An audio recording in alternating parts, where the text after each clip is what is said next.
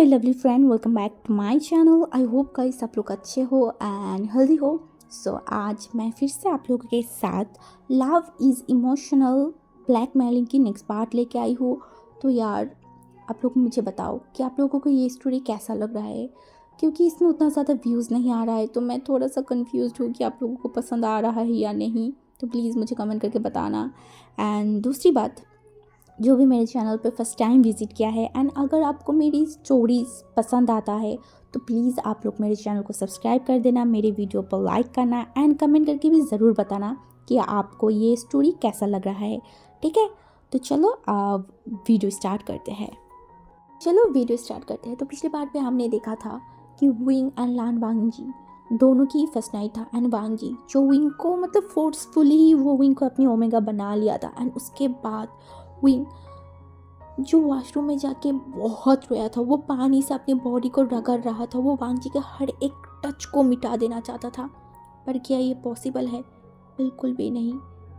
Wing ना अपनी body से ना अपनी माइंड से किसी भी जगह से कुछ भी मिटा नहीं सकता, क्योंकि उसके दिल में, उसके माइंड में एंड उसकी बॉडी में सब कुछ रह गया है, सब कुछ। हाँ, चाहे वो अपनी आंखों को बंद रखा था, उसने कुछ भी नहीं देखा, बट जो हुआ है क्या वो कम था? नहीं, क्योंकि वो सब विंग ने फील किया था, हर एक दर्द को विंग ने फील किया था। एंड वो सब दर्द भूल जाना इतनी आसान थोड़ी ना है। चाहे इंसान कुछ भी भूल नहीं सकता एंड वो भी जो उसके साथ बुरा हुआ है, अच्छी चीज़ भूल जा सकता है पर बुरा कभी नहीं भूल सकती, कभी नहीं। एंड उसी तरीके से ही उस रात बीत गया था। एंड नेक्स्ट डे मतलब आज का दिन 5 बजे एज यूजल हमारी लान वांगजी जहाँ जिस टाइम उठता है उसी टाइम वो उठ गया था। एंड वो उठने के बाद वो फ़ौरन विंग की तरफ देखा। विंग, उसका ओमेगा, उसका प्यार, उससे भी ज़्यादा उसका ओमेगा, हाँ उसका ओमेगा। वांगजी किसी को बता भी नहीं सकता कि वो कितना ज़्यादा हैप्पी है, कितना ज़्यादा खुश है, वो कितना ज़्यादा पापड़ बेला था या फिर वो कितना ज़्यादा ट्राई किया था विंग को प्रोटेक्ट करने के लिए, वो तो उसे ही पता है। उसके बाद अंकल को मनाना विंग से शादी करने के लिए, ये तो उससे भी ज़्यादा टफ था। एंड ये सब कुछ वांगजी ने किया बिकॉज उसे विंग को अपने पास चाहिए था। वो नहीं चाहता था विंग उस काल कोठरी में जाए, विंग किसी भी तरीके से कोई प्रॉब्लम में रहे। ये चीज़ वो बिल्कुल भी सहन नहीं कर सकता था। उसे पता है काल कोठरी में कैसा होता है। अगर विंग के साथ कोई भी इंसान कुछ गलत कर दिया, वांगजी तो पागल हो जाएगा। इसीलिए तो वही सब किया है। हाँ, उसने कल रात जो भी किया है वो सही नहीं था, बट इसी तरीके से वो विंग को बचा सकता था एंड वो वही किया। उसके दिमाग में अभी एक ही बात घूम रहा था, बस एक हायर अगर मिल जाए तो सब कुछ सही हो जाएगा। उसके बाद वो विंग को बहुत प्यार देगा, बहुत प्यार, बट उससे पहले उसे एक हायर चाहिए जितनी जल्दी हो सके। ऐसे ही सोच के वो विंग की तरफ देखा। एंड कुछ टाइम बाद जब विंग दूसरे साइड मुड़ा ना, तो विंग की नेक की वो मार्क जो वांगजी की आंखों से नहीं बच पाया। एंड वांगजी जो वो मार्क देख के उसे इतना ज़्यादा सुकून, इतना ज़्यादा सेटिस्फाइंग फील हो रहा था ना, वो उस मार्क की तरफ देखा एंड बोला, ये मार्क तुम्हारे ऊपर और भी ज़्यादा जच रहा है विंग। मैं तुम्हें बता नहीं सकती अभी तुम कितना ज़्यादा सुंदर लग रहे हो। ऐसा लग रहा है कि मैं तुम्हें इस दुनिया से छुपा लूँ, बस मेरे साथ रखो, तुम्हें और कोई देख ना पाए, मैं ये चाहती हूँ, बस ये बोलने के बाद वो फिर से विंग की तरफ देखा। एंड अभी उसे लग रहा था कि नहीं, उसे अभी उठना होगा एंड फिर उसे उसकी रेगुलर जो काम है वो भी तो करना है, क्योंकि वो एक किंग है एंड किंग की तो बहुत सारे काम है। एंड अभी की जो सिचुएशन है, इस सिचुएशन में वांगजी को हमेशा चौकन्ना ही रहना पड़ेगा। इसीलिए वो वहाँ से उठ गया। उठने के बाद वो रेडी हुआ। रेडी होने के बाद वो कुछ टाइम 1 घंटे तक मेडिटेट किया एंड अभी 7-6 बज रहे थे।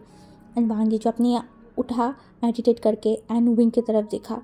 उसके मन में था कि कल रात विंग के साथ जो हुआ है वो थोड़ा सा वांगी ऐसा नहीं चाहता था, विंग के साथ रफ होना बिल्कुल भी नहीं चाहता था। वो पहले बहुत जेंटल था, बट उसका अल्फ़ा कब इतना ज़्यादा एग्रेसिव हो गया वांगी को भी नहीं पता।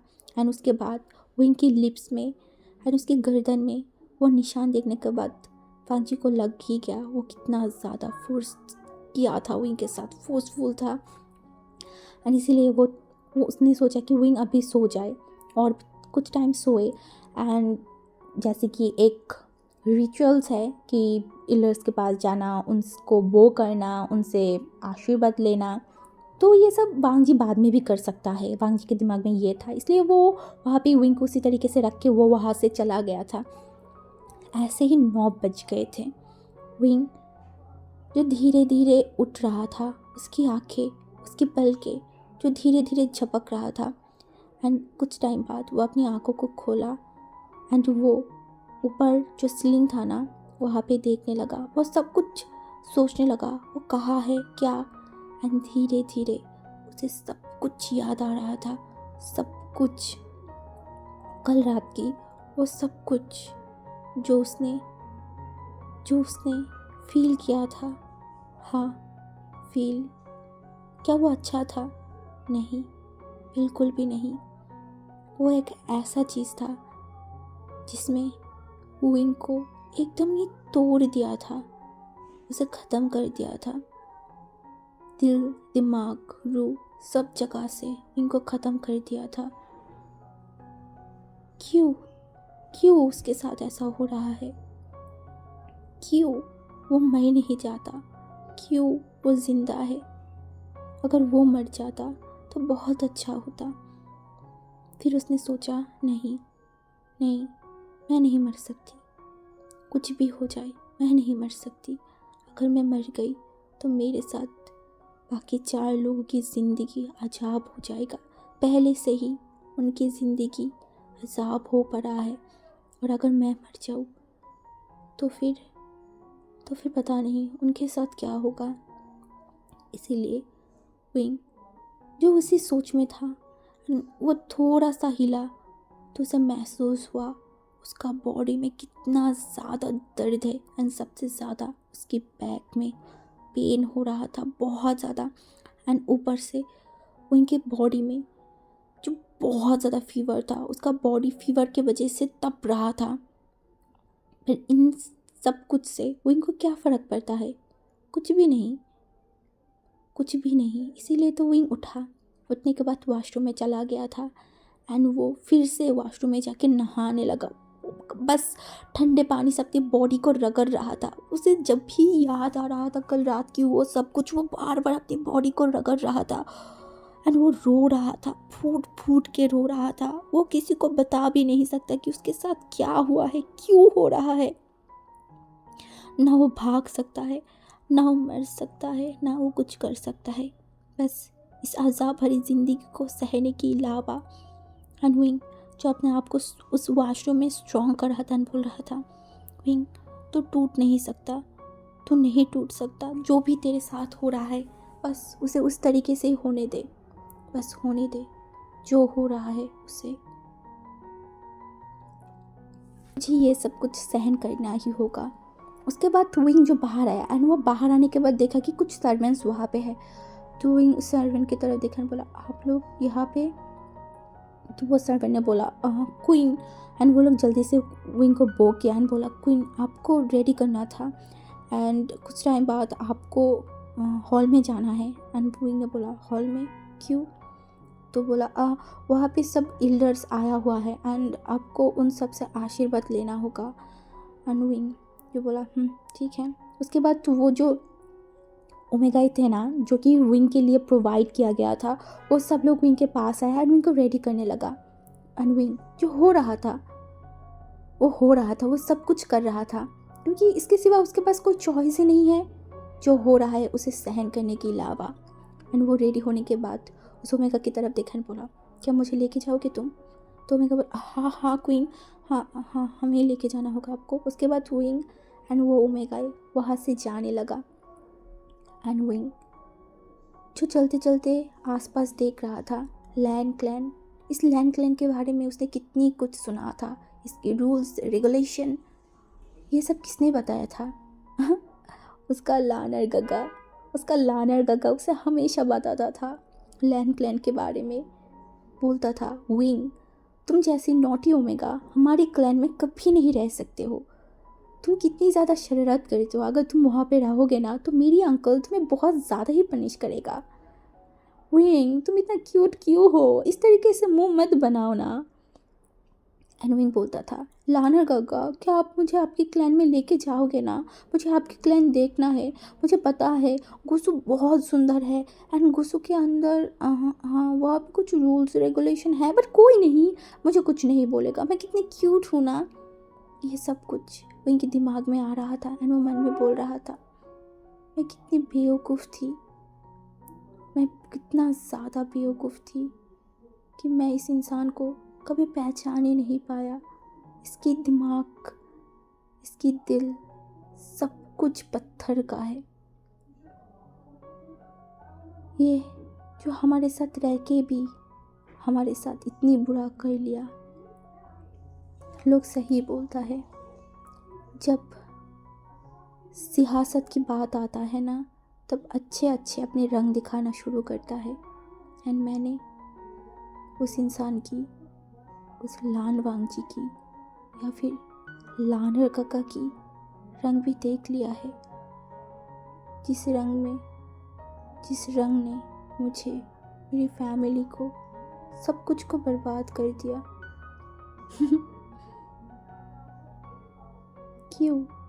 क्यों गॉड, मेरे साथ ऐसा क्यों, मेरी फैमिली के ऐसा क्यों हुआ ऐसा, क्यों? ऐसे ही वो सोचते सोचते वहाँ पे पहुँच गया था। एंड तभी वो ओमेगा विंग की तरफ देखा, बोला, किंग क्वीन हम आ गए, अभी हम अंदर नहीं जा सकते, आपको ही जाना होगा। एंड विंग जो उनकी तरफ देखकर अपने सर को हिला दिया। उसके बाद वो अंदर चला गया था। एंड अंदर जाने के बाद उसने देखा कि वहाँ पे बहुत सारी एल्डर्स बैठा हुआ है। एंड उसका नज़र सबसे पहले एक इंसान के पास गया था एंड वो था लान वांगजी, जो अपनी किंग की सीट में बैठा हुआ था, सबसे ऊंचा दर्जा में। इस चीज़ के लिए ही तो इसने इतना कुछ किया है। एंड विंग जो एक डीपली ब्रेथ लिया, क्योंकि विंग कुछ भी गलत नहीं करना चाहता। उसकी एक गलती उसकी फैमिली को डिस्ट्रॉय कर सकता है। वैसे भी उसकी फैमिली तो अब डिस्ट्रॉय है, पर उनकी जान चला जाए ऐसा गलती विंग थोड़ी ना कर सकता है, ना वो करेगा। एंड तभी जो लान वांगजी था वो इनकी तरफ देखा एंड बोला, तुम आ गए, यहाँ पे आके बैठो मेरे साइड में। एंड विंग जो वांगजी की तरफ देखा एंड वो वहाँ पे चल के उस साइड में बैठ गया था। एंड उसके बाद वो सब मिल के वहाँ पे खाना खा रहा था। एंड विंग जो खाने को देखा, पर वो एक भी कंप्लेन नहीं किया था, एक भी कंप्लेन। जैसा खाना था, जिस तरीके से खाना था, विंग बस खा रहा था। एंड ये चीज़ देख के वांगजी थोड़ा सा शॉक्ड हो गया था कि विंग जो छोटी से छोटी बात को लेके भी कंप्लेन करता है, एंड वो विंग अभी इस तरीके से ये सब खाना खा रहा है। एंड वांगजी जो विंग की तरफ देखा, पर उसने कुछ नहीं कहा, कुछ भी नहीं। उसके मन में सोच रहा था, ऐसे ही एक बार हुआ था वांगजी जब चियान क्लान में था। एंड तब विंग जिसको फीवर हो गया था एंड उसे एकदम सिंपल मसाले नहीं था उस खाने में, वैसा खाना उसे दिया गया था। एंड विंग जो कितना ज़्यादा हल्ला किया था। एंड तभी वांगजी उसे बताया था कि लैंड क्लैन में किस तरीके की खाना मिलता है। एंड विंग ने बोला था उससे अच्छा तो वो जहर पी लेगा। एंड आज वो वही खाना खा रहा है। वांगजी जो देखा विंग को, पर वो क्या कर सकता है, कुछ भी नहीं। वो भी सिचुएशन के मारे मर रहा है। उसे भी वो सब कुछ समझ तो आ रहा था, वो समझ भी रहा था, पर वो कुछ नहीं कर सकता। वो खाना खाने के बाद विंग एंड वांगजी जो सारे एल्डर से बो कर रहा था। एंड विंग जो जब ये बो कर रहा था ना, उसकी बैक में इतना ज़्यादा पेन हो रहा था ना, वो बहुत मुश्किलों से मतलब सबको बो कर रहा था। ऐसा लग रहा था कि उसकी बैक अभी मतलब टूट जाएगा। बट विंग फिर भी सबको बो किया। एंड उसके बाद विंग जो खड़ा हुआ तो उसकी बॉडी बहुत ज़्यादा शेक कर रहा था क्योंकि ऊपर से उसकी फीवर है एंड उसके ऊपर उसका ये बैक पेन। एंड एक इंसान था जो ये सब कुछ देख रहा था एंड वो और कोई नहीं हमारी शीचन का था, जो इनको ऑब्जर्व कर रहा था। वो देख रहा था विंग की फेशियल एक्सप्रेशन। विंग उतना ज़्यादा कुछ तो कर नहीं रहा था, एकदम शांत था, बट फिर भी शीचन का विंग को देख रहा था एंड उनके मन में बिल्कुल भी विंग को देख अच्छा नहीं लग रहा था। विंग के साथ गलत हो रहा है बहुत ज़्यादा, ये चीज़ अगर कोई महसूस कर पा रहा है या नहीं, बस हमारी शीचन का जो महसूस कर रहा था। उसके बाद वहाँ पे विंग कुछ टाइम और बैठा एंड तभी अंकल ने बोला, वांग जी तुम्हें मेरी प्रॉमिस याद है ना? एंड वांग जी जो अंकल की तरफ देखा एंड वो कुछ नहीं बोल रहा था। एंड अंकल ने बोला, मैंने देखा तुमने विंग को मार कर लिया है, बट इसका क्या ज़रूरी था? हाँ, तुम उसको मार क्यों किया? पहले तुम एक हायर पैदा कर लेते, उसके बाद। एंड वांग जी जो बोला, अंकल मैं ऐसे ही कोई हायर पैदा नहीं कर सकती, आपको पता है ना मेरा हायर जो क्या कहला जाएगा कि बिना मार करे ओमेगा के पेट से जन्मा है। ऐसा नहीं हो सकता अंकल, आपको तो पता ही है, इसीलिए मैंने इस ओमेगा को मार कर लिया है क्योंकि इससे ही तो मुझे हायर चाहिए। तो अंकल ने देखा बोला ठीक है। एंड विंग को बहुत गुस्सा आ रहा था, वो उसको अपने आप से घिना आ रहा था। ये लोग उसके बारे में कैसे बात कर रहा है, कितनी घिनौनी। उनकी आंखों से आंसू भी आ रहा था, बट वो अपने आप को बहुत कंट्रोल करके रखा था। वो बिल्कुल भी रोना नहीं चाहता, वो कमज़ोर फील नहीं करना चाहता, इसीलिए वो चुप था। एंड ये सब कुछ शीचन का देख रहा था। शीचन का को गुस्सा आ रहा था एंड वो अंकल की तरफ देखा बोला, अंकल आप ऐसे ही किसी ओमेगा के बारे में बात कैसे कर सकते हैं? एंड अभी आप भूलिए मत, वो वांग जी की ओमेगा है एंड इस क्लैन की क्वीन भी है। एंड अंकल ने देखा बोला, हाँ तो वो तब तक क्वीन रहेगा जब तक वो हमारी क्लैन की हीलर को जन्म नहीं दे देता, और अगर वो कोई हीलर जन्म नहीं दिया ना तो उसको इस क्लैन से धक्के मार के बाहर कर दिया जाएगा। एंड वांग जी जो अंकल की तरफ देखा एंड वो विंग की तरफ देखा, बट वो कुछ नहीं बोला। उसको गुस्सा आ रहा था ये सब चीज़ों से, बट फिर भी वो चुप था। एंड दूसरी तरफ हमारी ओमेगा विंग, जिसे ये सब और सुनने का बिल्कुल भी इंटरेस्ट नहीं था। उसे ऐसा लग रहा था कि बस वो यहाँ से किसी तरीके से उठ के चला जाए तो उसे शांति मिलता। ऐसे ही कुछ टाइम बात हुआ एंड फिर विंग वहाँ से उठ के चला गया था क्योंकि सबने बोल दिया था कि विंग को यहाँ से जाने के लिए, एंड उन लोगों को कुछ क्लाइंट को लेके बात करना था, तो विंग वहाँ से उठ के चला गया था। एंड वो जब रास्ते में जा रहा था ना, उसकी तबीयत जो बहुत ख़राब हो रहा था, उसे चक्कर आ रहा था क्योंकि उसे बहुत ज़्यादा फीवर है। कल रात भी विंग ने इतनी टाइम तक नहाया एंड आज सुबह भी विंग ने नहाया, इसी वजह से उसको और भी ज़्यादा। एंड लैन क्लैन है वैसे भी एक ठंडी क्लैन है, एंड विंग जो कि जियांग क्लैन में था जहाँ की वेदर बहुत अलग था, तो विंग को बहुत ज़्यादा फीवर आ रहा था एंड विंग की बॉडी में भी दर्द था एंड विंग चल के जा नहीं पा रहा था। उसको बहुत ज़्यादा बुरा लग रहा था, बहुत ज़्यादा। एंड वो चलते चलते ही एकदम से नीचे गिर गया चक्कर खा के।